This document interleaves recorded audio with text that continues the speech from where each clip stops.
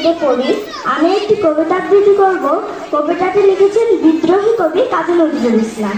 কবিতাটির নাম বিদ্রোহী। বলবীর বল উন্নত মম শির, শির নেহারি আমারি নত শির শিখর হিমাদ্রির। বলবীর বল মহাবিশ্বের মহাকাশ পারি, চন্দ্র সূর্য গ্রহ তারা ছাড়ি, ভুলক ধুলক গোলক ভেদিয়া, খোদার আসন আর রস ছেদিয়া, উঠে আসে চির বিস্ময় আমি বিশ্ব বিধাত্রীর। মম ললাটে রুদ্র ভগবান জলে রাজ রাষ্ট্রিকা রিক্ত জয়শ্রী।